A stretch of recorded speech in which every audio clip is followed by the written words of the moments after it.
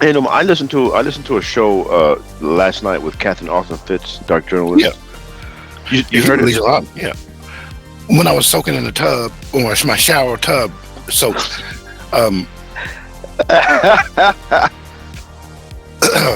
I was listening to Dark Journalists. They released a couple ones recently. I mean, if you want to get great understanding of the whole picture of this entire thing, of what's going on now, in terms of the esoteric nature, when it comes to the firsts, that wave of people like Madame Blavatsky and Rudolf Steiner, and then how they're releasing the mystery school knowledge. But it's time. They believe it's time for it to become public. But this, the cabals and stuff don't want that to happen. And so the C.G. Hamilton or Harrison called the Mystery School Wars. So that right there is fascinating too. The Mystery School Wars, the invisible war that's going on behind the scenes. So listen, how did? Oh, go ahead. How does?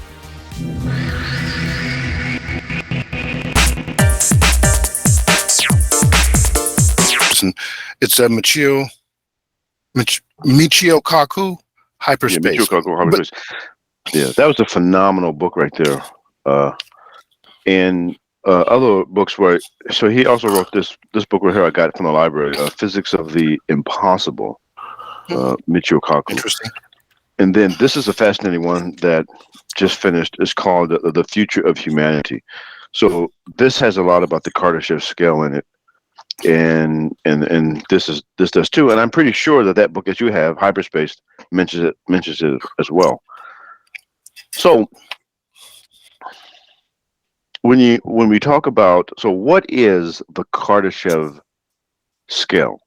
Well, Kardashev is the last name of the creator of it, Nikolai Kardashev. He he's from the area of Russia, the Soviet Union. So in 1963 or 1964, he wrote a seminal paper called The Transmission of Information by Extraterrestrial Civilizations. Okay? The Transmission of Information by Extraterrestrial Civilizations. He wrote that paper, and in that paper, he proposed that civilizations, if they existed within our area, within the cosmos, will be able to be classified three different ways, right? Because scientists like to use quantitative techniques to describe things that they just don't know, they don't understand, right? So this is a quantitative method, meaning that it puts a scale to it, right? Type 1, type 2, type 3 civilization, right?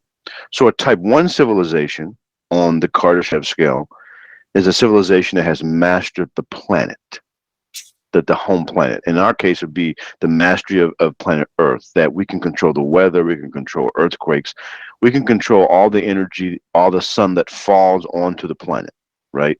We have mastered that space of Earth, right? A type 2 civilization is a civilization that has mastery over their home star, right? And we would call this a stellar civilization. A stellar civilization. A comparable would be Star Trek. Star Trek is a type 2 civilization, right? They have the ability to traverse star systems.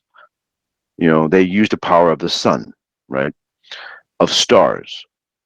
And one may even say that the Dyson sphere fits into that as well. But then we have a type 3 civilization who is able to master and harness the power of the galaxy, of the Milky Way galaxy.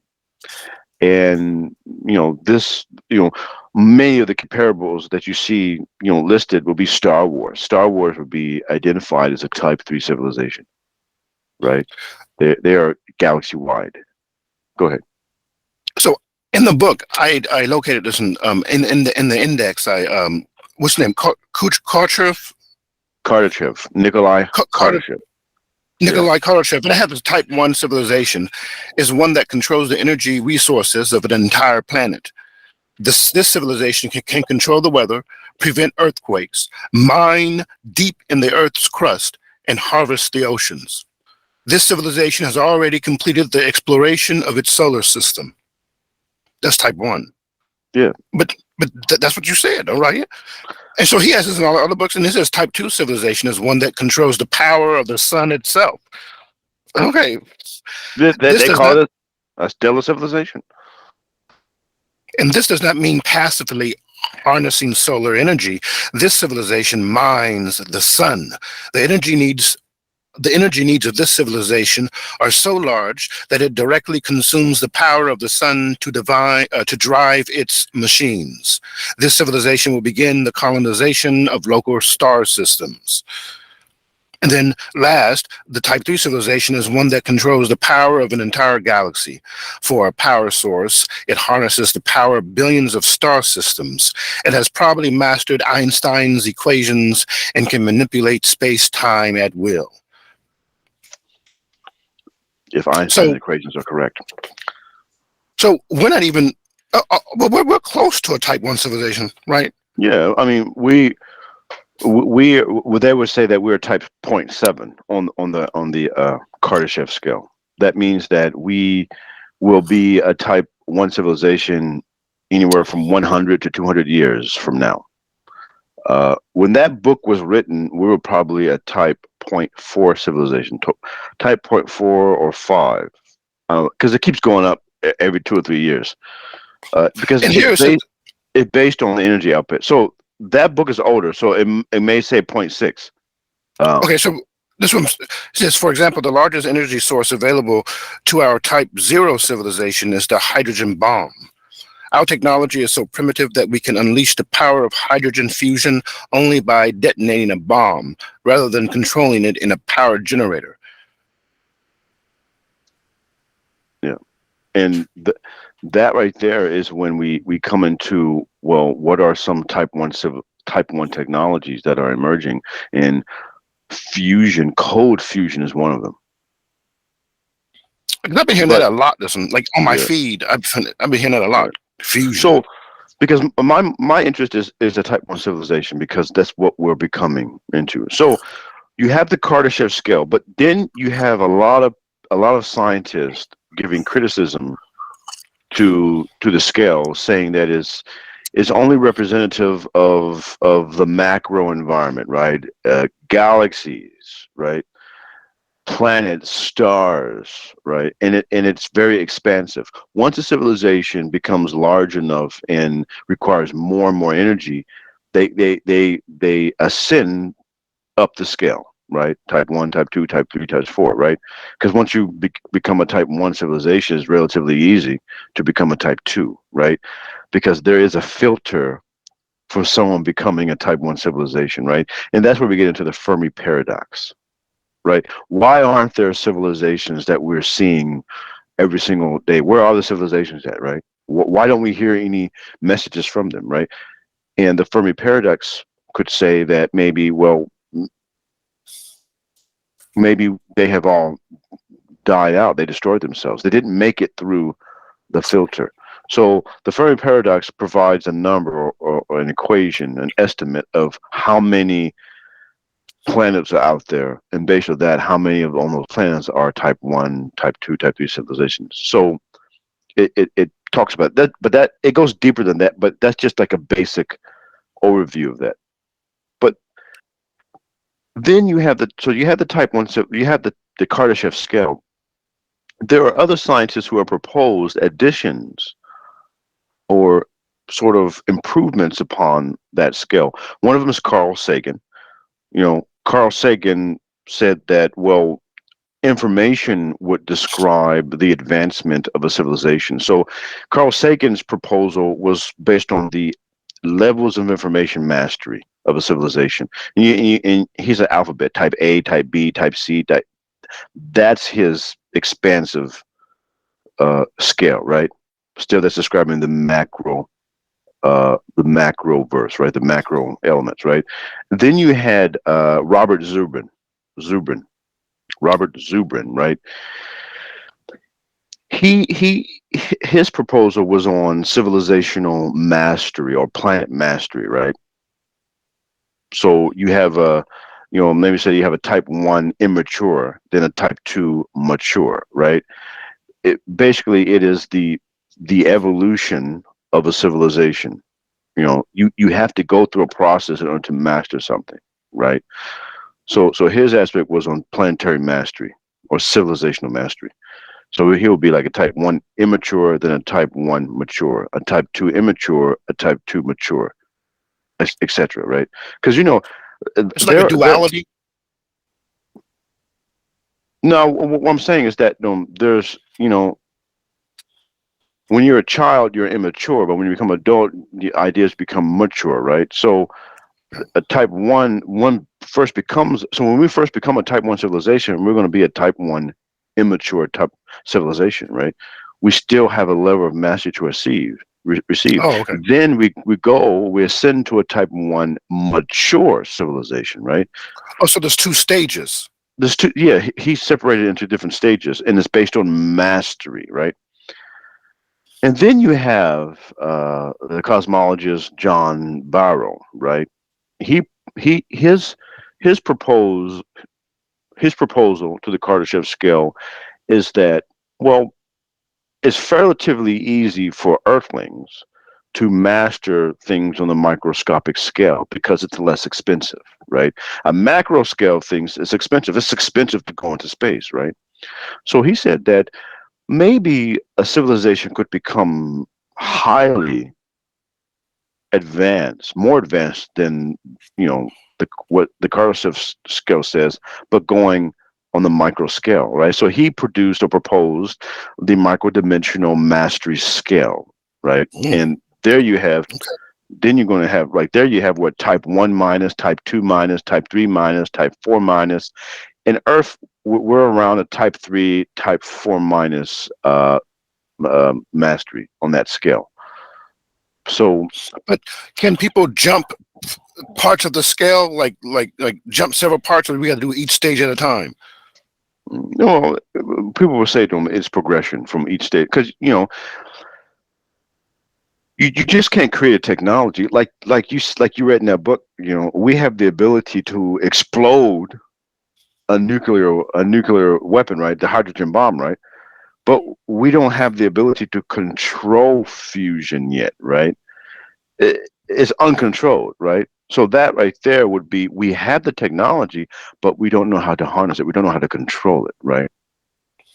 You see, so it's a process of learning and understanding. Understanding is the absence of confusion, right? To a highly advanced civilization understands the technology, has innovated it so far that it's mature with it, right? So So when you look at mythology of Star Trek,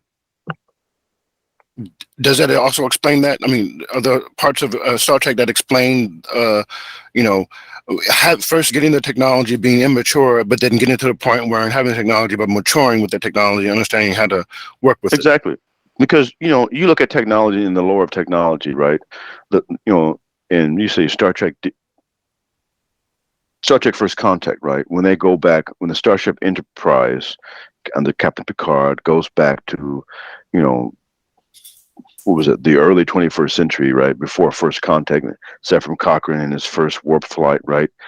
They used, um, a tool of destruction, okay, in order to usher in an era of peace, right?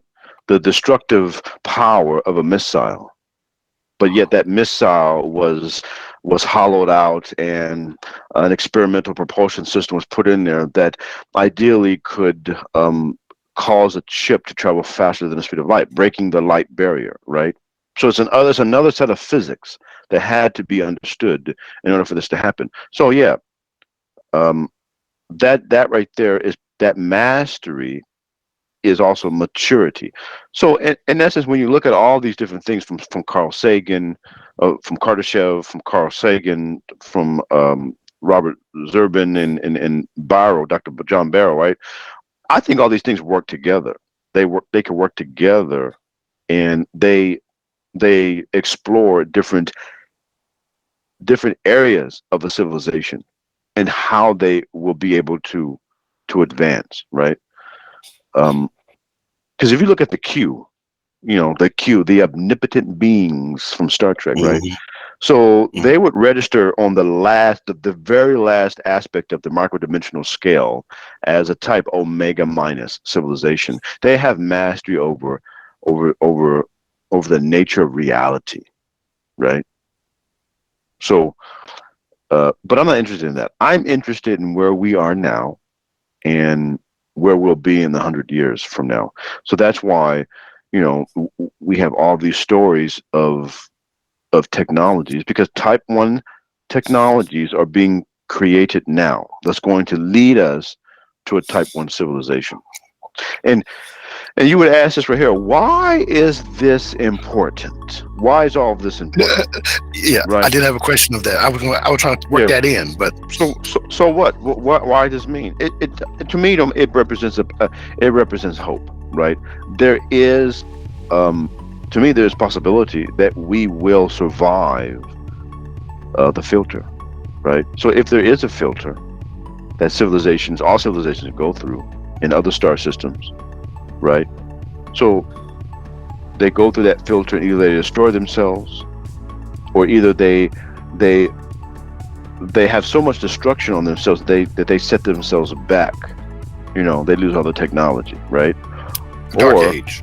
yeah, they go to a dark age, or they transcend, they transform themselves, and they have that 1,000, what I call that 1,000 years of peace. And I'm not saying that as religious. No, I'm talking about the Well, age of Golden Age. technology, the golden age of technology, when we are able to explore the stars. I believe that space exploration is going to save us. Ultimately, it's going to save us. It's going to take us away from this destructive path, right? That could possibly destroy us, right? But it's going to set us on a course that I believe it is our ultimate, it's our birthright, it's our ultimate goal. Our job is to leave the planet and to go elsewhere, to populate and to transform other planets, from barren desert landscapes with no oxygen or anything into habitable atmospheres, biospheres where life will flourish for Bringing hundreds of light thousands into of years. darkness. Yeah. Exactly, bringing light into darkness. But I do believe that is the essence of the human species, right? Um, and you know what the question. One of the questions that has driven my research is, what is our civilization at its current state? What are we becoming? What are we becoming? Right? Are we being birthed? Are we being birthed into a new epoch? Into a new consciousness, a new being that represents that enlightenment stage, right? What is being birthed? And I do believe that we are going through the filter right now, right? We are in the midst of a great darkness that we're going into, right? When you're driving along on the highway and you see those dark clouds like coming towards you, ominous dark clouds. There's a lot of lightning and stuff, and there's a fog covering it. And on your side is clear, but you're driving into that fog. I think that's where we are now, Well, right? it's like yeah, a crossroads, and you can Yeah, explain it in terms of astrology, the ending of the age of Pisces, the beginning of the age of Aquarius, by the crossroads. exactly. Because there are some new things that are coming about that are going to transform our world. New technologies, like disruptive technologies, and so we are becoming a Type 1 civilization. A civilization that will be interplanetary. But are we going to be ruled by the darkness or the light? That's the question. That's the question right Dun, there. dun, dun. Exactly.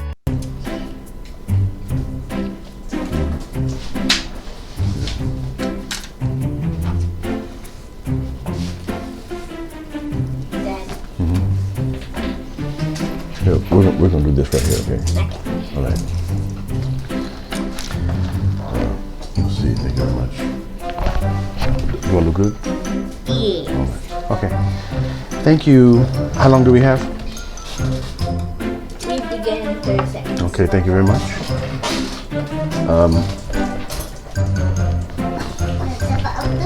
Dad invite me over to a makeup date. All right, quiet on the set, please. Action. Next time on iGuru, we're going to explore the technologies of the emerging Type 1 civilization.